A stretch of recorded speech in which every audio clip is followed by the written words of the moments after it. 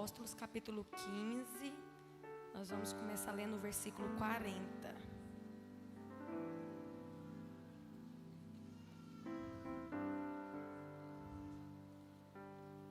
Amém?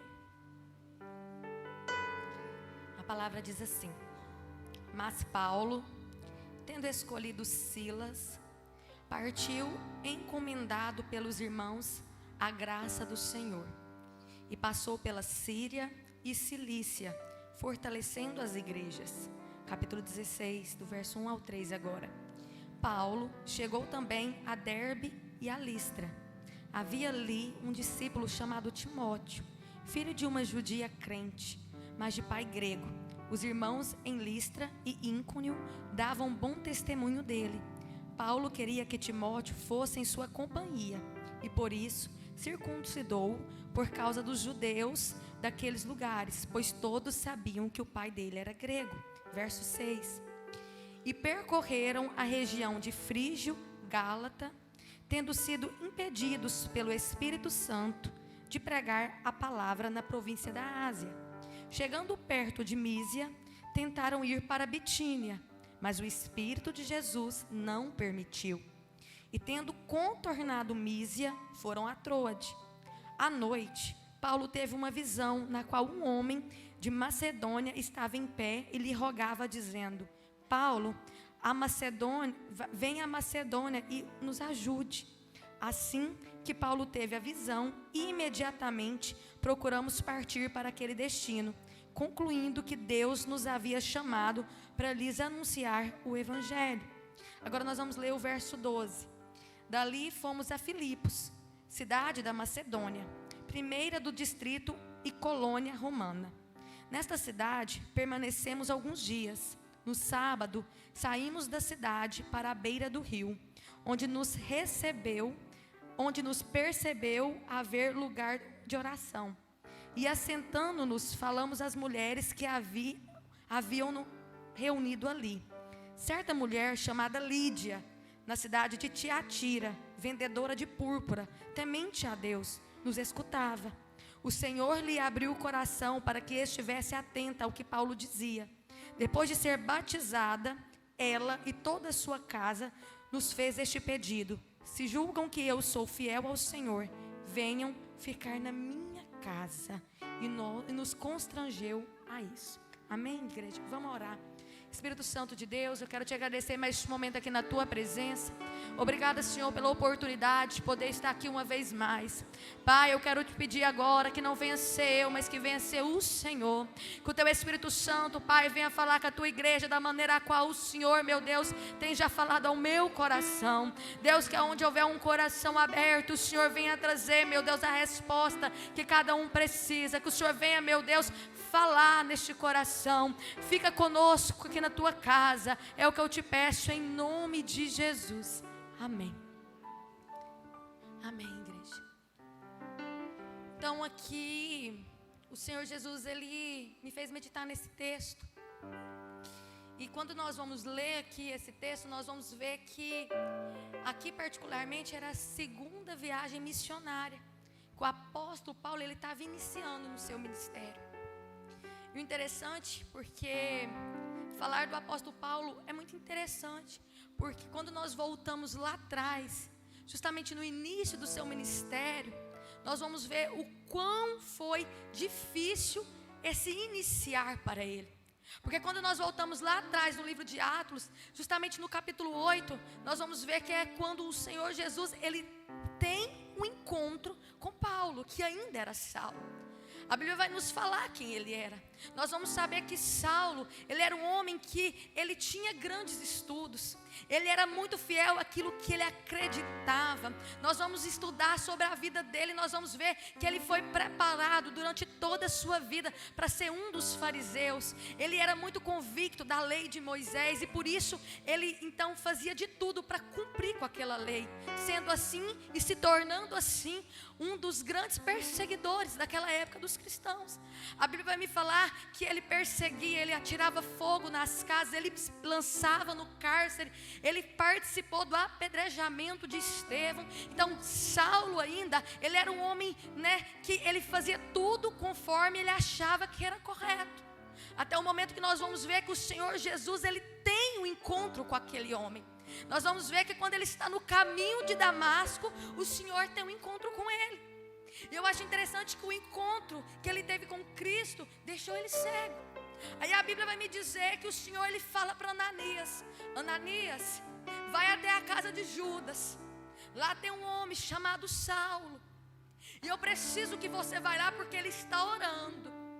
E eu tenho que trazer ele de novo a ver. E aí aqui começa o que Deus começou a ministrar no meu coração. Porque Ananias, quando ele ouve tudo isso, ele fala: não, Senhor, peraí. Esse Saulo é aquele que persegue, é aquele que nos leva e nos faz ficar preso, é aquele que já tirou fogo em várias casas, é aquele que apedrejou Estevão. Não, lá eu não posso ir. E é interessante porque aí o Senhor, ele vai e fala: Ananias, ele é escolhido meu. Vai até a casa e fala com ele, porque ele está esperando receber a oração. Sabe, queridos, é que o Senhor, ele começou a ministrar justamente no meu coração sobre a pessoa de Ananias. Ananias, ele logo de início, ele não queria obedecer ao Senhor, porque quando ele olha para a vida daquele homem, primeiro ele sente medo, segundo ele não vê aquele homem, como uma pessoa que poderia receber uma visita da parte de Deus, uma visita da parte de Cristo, e que a vida dele podia ser transformada.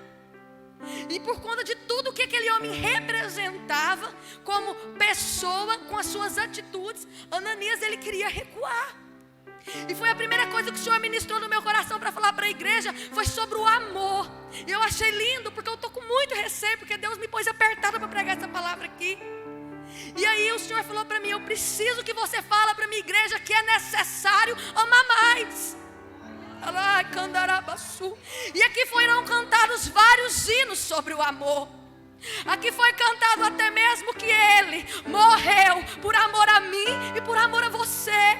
A verdade é que nós só estamos aqui hoje porque o amor nos encontrou, o amor nos alcançou. Se não fosse o amor de Jesus pela minha vida e pela tua vida, nós não estaríamos aqui hoje. Se não fosse o amor dele, sendo ali naquela cruz, todo machucado, todo dilacerado, derramando sangue puro, nós não estaríamos aqui hoje. O amor de Jesus é que nos está dando a oportunidade de estarmos aqui. E aí o Senhor fala que nós, como igreja, nós precisamos amar mais. Nós, como igreja, nós precisamos abraçar mais. E muitas vezes nós, infelizmente, nos encontramos na posição de Ananias. Porque Ananias, ele olha e ele decide, e ele entende que aquele homem, ele era tudo aquilo que ele representava, e não tinha o porquê ele ir ali. Sabe, igreja, muitas vezes nós somos como Ananias. Tem pessoas precisando de nós, mas nós fazemos como ele. Nós olhamos a pessoa e nós começamos a analisar tudo que aquela pessoa fez na vida dela, tudo que até naquele momento ela tem representado, e às vezes não demonstramos o amor de Cristo para aquela pessoa como deve ser apresentado. Era justamente o que Saulo estava representando ali. Na verdade, Saulo, ele representa eu e representa você. Tudo que não presta, tudo de ruim, tudo de errado, tudo de pecado. Só que Jesus teve um encontro com ele. Jesus o tinha escolhido. Nós precisamos entender que nós não podemos ser como Ananias, porque nós também já estivemos na condição de um Saulo, na condição de errantes, pecadores, falhos, mas estamos aqui porque Jesus nos encontrou. E é por isso que nós precisamos igreja. É por isso que aqui, esse templo tem que ser um lugar de abraçar aqueles que estão lá fora e não de feri-los ainda mais, porque o mundo já fere eles por demais. É aqui que eles devem achar o abrigo, é aqui que eles devem achar o amor que o mundo lá fora não tem para dar. É aqui que eles devem achar o remédio. E eles só vão encontrar isso através da minha vida e da sua vida. Não tem como eu falar que eu sou serva de Cristo. Não tem como eu falar que eu tenho comunhão com Cristo. Não tem como eu falar que eu tenho intimidade com Ele, se eu não amo. Porque a Bíblia aqui na carta de 1 João no capítulo 4, no verso 8, vai dizer assim, ó: quem não ama não conhece a Deus, pois Deus é amor. Meu querido, se nós não conseguirmos demonstrar o amor de Cristo nas nossas vidas para com o nosso irmão ao lado, para aqueles que estão padecendo, infelizmente nós não conhecemos a Ele, porque Deus é amor. Não tem como eu falar que eu sou serva dEle, não tem como eu falar que eu o conheço, que eu tenho comunhão com Ele, se eu não consigo amar, se eu não consigo estender a mão. E o apóstolo João, ele continua dizendo no verso 20: se alguém disser eu amo a Deus, mas odiar o seu irmão, esse é mentiroso, porque quem não ama o seu irmão, a quem vê, não pode amar a Deus, a quem não vê. Eu acho interessante que o apóstolo João, ele vai mais longe. Se você não ama nem o seu próprio irmão que você está vendo, não fala que me ama. É o Senhor falando. Nós não podemos ser Ananias logo de imediato, porque nós precisamos amar. Se nós não conseguimos amar aquele que está ao nosso lado, eu não posso falar que eu amo aquele que eu não vejo. Entende aqui então que nós vivemos às vezes num mundo de hipocrisia, porque nós falamos que amamos a Deus, mas às vezes nós estamos com rancor, com a mágoa, com problema com o nosso irmão do lado. E o Senhor está falando, não é hora mais de ficar com o seu coração cheio de mágoa, cheio de rancor, ou até mesmo achando que você está sendo melhor que o irmão do lado. É hora de amar mais, é hora de perdoar mais, é hora de buscar a restauração, a comunhão com o seu irmão. Não é hora mais de olhar para o coleguinha do lado e se achar o melhor ou o autossuficiente. Você também já esteve na posição como Saulo, aquele que não tinha sido encontrado por ele, mas hoje o Senhor me trouxe aqui para te falar: eu te encontrei, eu te perdoei, eu te amei. Então assim como eu te amo e te perdoo todos os dias, você deve resplandecer esse amor através da comunhão com seu irmão. E o interessante é que o Senhor fala: vai lá, Ananias, eu o escolhi. Sabe, queridos, é o Senhor falando para mim e para você. Não cabe a mim, a você julgar, porque nós precisamos entender que todos nós temos um passado. Todos nós temos, atitudes anteriores, do encontro com Cristo, que nos envergonhamos. Que se não fosse a misericórdia e o perdão do Senhor para limpar o nosso coração, nós não teríamos coragem às vezes nem de pisar dentro da igreja. Mas foi o amor dele que inundou o meu coração, que me fez me ajudar a me perdoar. E é por isso que nós precisamos entender que o Senhor, Ele nos escolheu quando ainda nós não éramos nada, quando ainda nós andávamos errantes. E era o Senhor falando para Ananias: eu já o escolhi. Era o Senhor falando: não importa o que ele fez para trás, é daqui para frente. Sabe, querida, às vezes eu estou falando para alguém aqui que se sente como Saulo, que não é merecedor, que não consegue se auto-perdoar, que às vezes tem um Ananias que te olha aí diferente e você se sente julgado. Mas o Senhor também me trouxe aqui para te falar: não importa do que ficou para trás, a partir do momento que eu te encontrei, o que basta para mim é dali para frente. Então não olha para o lado, não fique desesperado, não se puna, mas se perdoe. Como Ananias fez, depois de ouvir o Senhor, Ananias, ele foi. Agora você pensa comigo, ele foi e ele obedeceu. E o que seria daquele homem se ele não tivesse ido? Nós precisamos entender que às vezes Deus vai nos fazer ir a lugares, a abraçar abraçar pessoas, a ajudar pessoas que verdadeiramente na ótica humana não tem um pingo de cabimento. Mas que se o Senhor nos ordenou a fazer, nós precisamos fazer. Porque é Ele que sabe de tudo. Não cabe a mim escolher, é Ele que escolhe. É Ele que traz os que não são e confunde os que são. Nós precisamos entender isso. E Paulo é justamente aquele que não era, mas a qual o Senhor tinha um grande projeto para fazer ser um dos maiores pregadores do Evangelho. Nós precisamos entender isso, que nós precisamos estender a mão para aqueles que estão precisando, para aqueles que estão ansiando por Cristo, porque nós não sabemos e nem temos a noção da proporção do que Deus tem na vida dessa pessoa, e é por isso que nós precisamos amar. O interessante porque aqui no livro de Marcos, a palavra ela vai me falar que um dos primeiros mandamentos é: ama o teu Deus de todo o teu coração, de todo o teu entendimento, de toda a tua alma, e o teu próximo como a ti mesmo. Nós precisamos amar. Nós só vamos conseguir amar se nós estivermos em Cristo verdadeiramente, se nós estivermos dispostos verdadeiramente a obedecer aquilo que Ele fala para nós. Então Deus Ele precisa nos dar a graça, mas nós precisamos demonstrar para Ele que nós queremos. Ananias ele obedeceu. E aí nós entramos no texto onde eu li. Depois deste início, desse encontro de Saulo, que se tornou Paulo, ele aqui já estava na sua segunda viagem missionária. Porque Deus ele é assim. Ele olha para você e às vezes quando ninguém dá nada, Ele vai lá e te escolhe e investe na sua vida. Você precisa entender que o Senhor Jesus, Ele investiu em você. Ele apostou em você. E por ter investido em você, apostado em você, não cabe também você deixar com que a salvação fique apenas com você. A salvação de Cristo, ela não pode morrer em mim. Eu preciso me dispor a levá-la para aqueles que estão perecendo e precisam também. Eu preciso me dispor a fazer para o reino, porque Ele já pagou um alto preço. Então a salvação ela não pode parar em mim.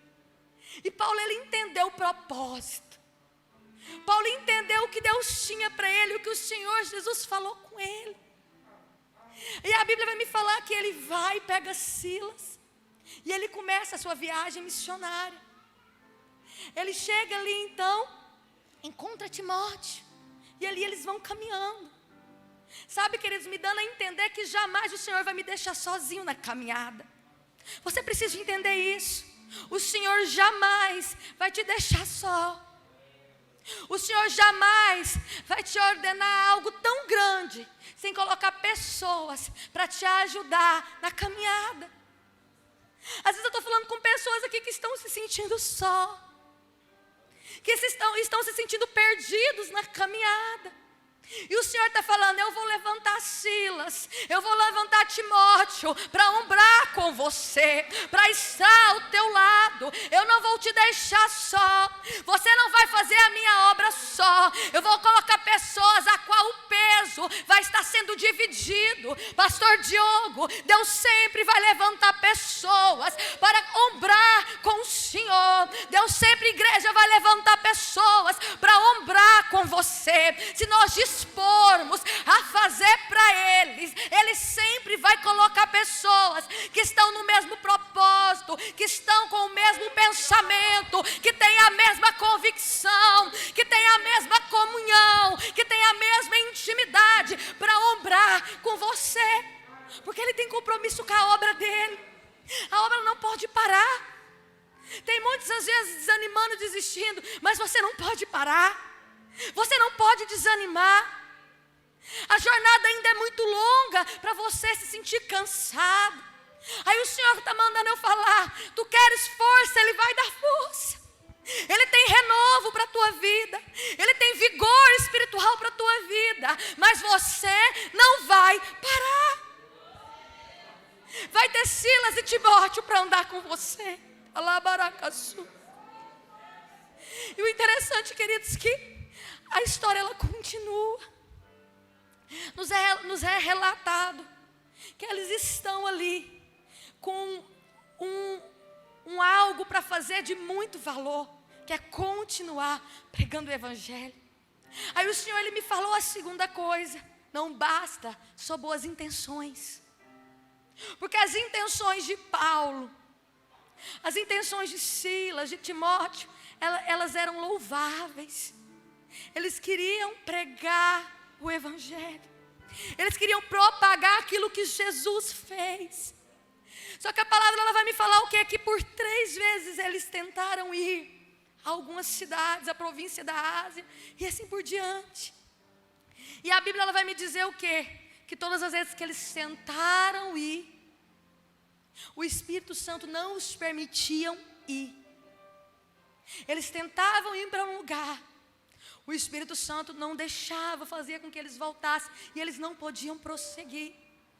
As intenções eram excelentes, mas daí a gente entende que não basta só boas intenções. Nós precisamos entender que a partir do momento que nós nos entregamos verdadeiramente para o Senhor, que foi o que Paulo fez, realmente quem controla a minha vida e a sua vida é Ele. E que por mais que eu estou cheio de boas intenções para levar o nome dEle, eu preciso ser sensível à voz dEle. Eu preciso realmente ouvir o que Ele tem para me falar e deixar Ele me conduzir, deixar Ele me controlar. Eles tentaram por uma vez e por um caminho, e o Espírito Santo mandou recuar. E eles estavam tão focados em querer realizar aquilo que estava dentro do coração deles, que eles tentaram de novo ir para o outro caminho, e o Espírito Santo mandou recuar. Eles chegam em Trode, e ali o Espírito Santo fala com eles para onde eles devem ir. É o Senhor falando para você, não é apenas boas intenções. Nós precisamos entender que nem sempre aquilo que Deus coloca no meu coração e no seu coração para realizar, vai ser da maneira que eu quero, da forma que eu quero, no tempo que eu quero, aonde eu quero. A intenção era louvável, mas não era onde Deus tinha para que eles fossem. E eles foram sensíveis. Sabe, igreja, será que vocês têm sido sensíveis? O Senhor mandou falar que a intenção do coração de muitos que aqui estão é louvável, mas você está lutando para realizar algo que o Senhor falou. A intenção é louvável, mas não é dessa maneira. A intenção é louvável, mas não é no meu tempo. Tu está querendo fazer do teu jeito, do teu tempo. A intenção é louvável, mas não é neste ambiente. Às vezes Deus está falando com você o que você não queria ouvir, mas entenda que é o cuidado dEle para a tua vida. Não basta a intenção ser louvável, não basta ser boa a sua intenção, não basta estar envolvido num lugar, numa situação onde que o nome dEle vai ser glorificado. Porque também é necessário ser no tempo dEle, ser da maneira dEle, ser na hora dEle, no lugar dEle. Então o Senhor manda eu dizer para alguém aqui, para de insistir, porque ainda não é tempo. Foi eu que coloquei no teu coração, mas não é tempo. Nós precisamos entender o tempo de Deus para a minha vida e para a tua vida. Nós precisamos entender que nem sempre o lugar onde nós queremos estar ou ir é o que Deus tem. Não é para este momento.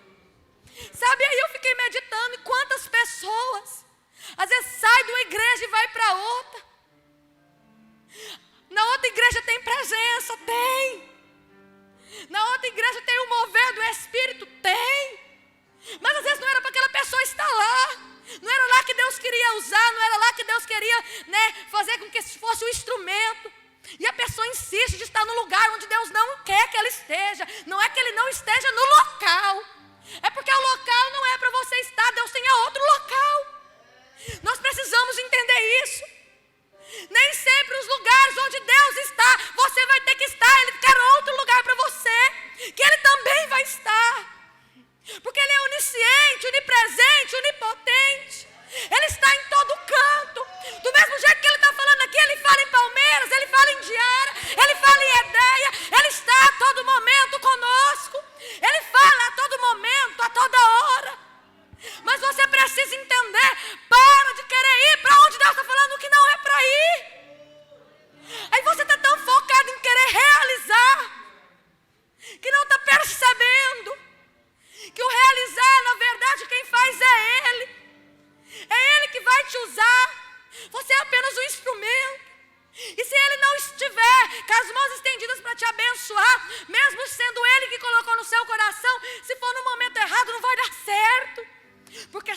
certo quando está tudo em concordância com Ele. Nós precisamos entender isso. E por uma vez o Espírito Santo os impeliu a voltar. Só que eles tinham intimidade. Eles eram sensíveis. Eles eram obedientes. Sabe, querido, o que talvez está te faltando é buscar a graça de Deus para obedecer. Porque intimidade tu tem. Sensibilidade tu tem. Mas tu não tem tido a graça de obedecer. E Deus está falando, é necessário obedecer. Não tem como ter comunhão comigo se não tiver obediência. Não tem como conservar a presença se não tiver obediência.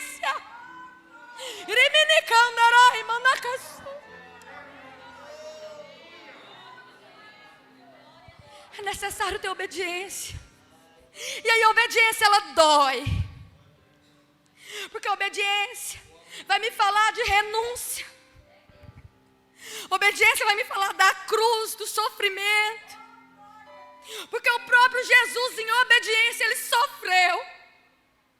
Ele chegou a dizer, Pai, se for possível, passa de mim esse cálice. Mas que não seja feita a minha vontade, mas a tua. Ele sofreu. Obedecer dói, né? E o que está te faltando às vezes é querer receber de Deus e ter força para obedecer, porque você não quer sentir a dor da obediência. Mas aí entra aqui o hino que foi cantado 2 vezes.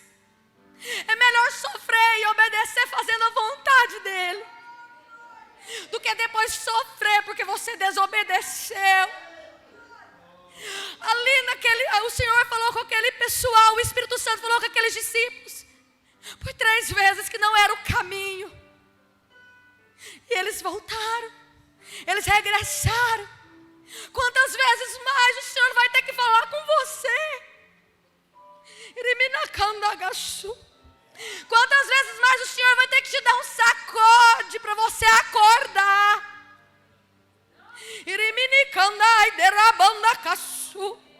Para com isso. Para de querer lutar contra aquilo que você não tem força para lutar. Decide entregar verdadeiramente e confiar nele. Porque a verdade é que a obediência também vai me falar de dependência. E depender daquilo que a gente não vê, não tem nada mais complicado. Mas é necessário. E a Bíblia, ela vai me falar o quê? Que eles obedeceram. Que eles voltaram.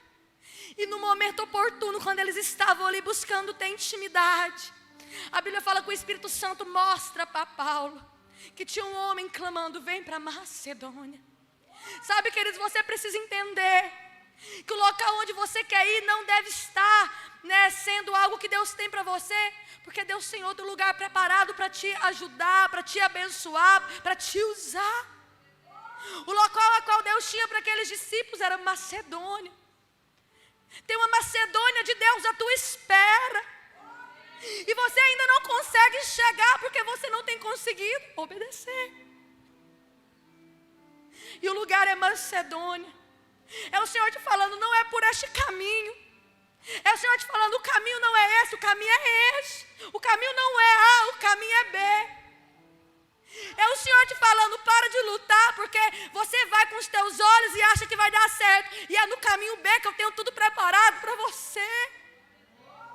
O Senhor tinha tudo preparado para os discípulos ali naquele lugar.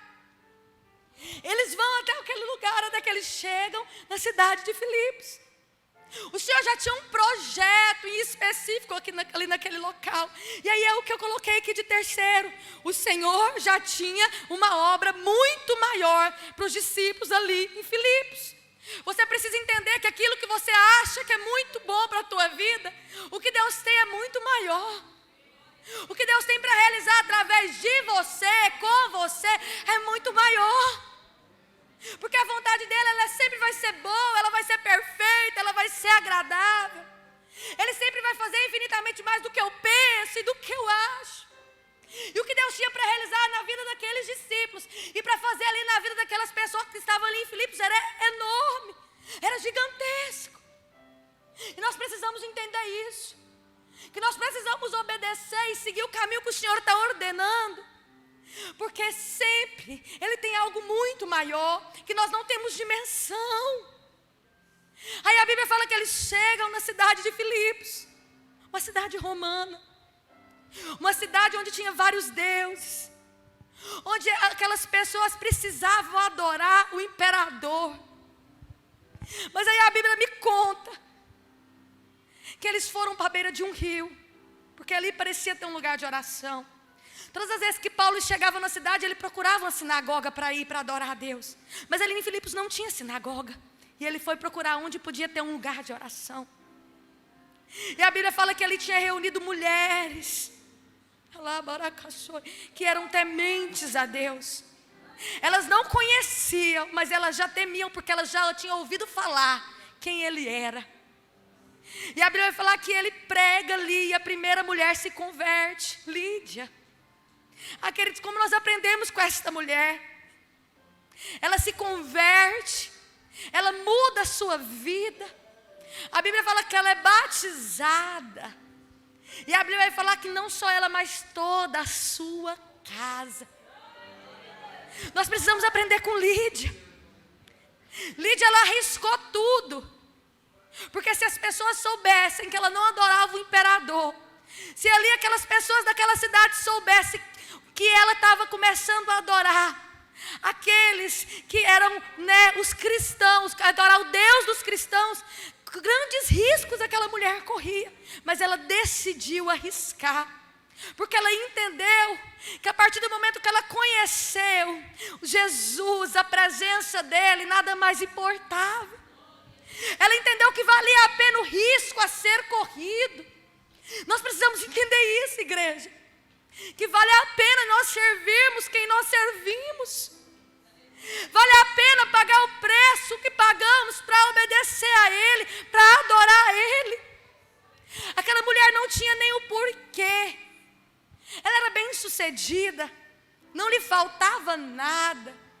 Ela era influente ali naquela sociedade. Aparentemente aquela mulher tinha tudo, mas faltava o essencial, e ela tinha encontrado. Nós precisamos entender isso. O que sempre vai faltar na nossa vida é a presença dEle. Nós podemos ter tudo, mas se nós não tivermos comunhão com Ele, não tivermos a presença dEle, vai faltar tudo. E aquela mulher, ela tinha entendido isso. E eu acho interessante, porque aquela mulher, ela não só recebeu tudo que foi passado para ela, mas como ela começou a colocar em prática, ela começou a amar. Porque a Bíblia fala que ela abre as portas da sua casa para receber outros irmãos. Aquela mulher começou a colocar em prática verdadeiramente o que é o Evangelho, que volta lá no que nós estávamos falando lá atrás, sobre o amor. Não adianta eu falar que eu sirvo a Ele se eu não demonstro com amor. Aquela mulher, ela entendeu. Aquela mulher, ela foi diferente. Ela deixou um legado. Ela podia muito bem deixar só a sua herança, porque ela tinha condição, mas ela deixou um legado de mulher de Deus, de mulher que correu os riscos, de mulher amorosa, de mulher fiel, de mulher de fé. A primeira igreja naquela cidade foi na casa dela, porque ela entendeu que nada mais importava a não ser a presença do Pai. Nós precisamos entender isso.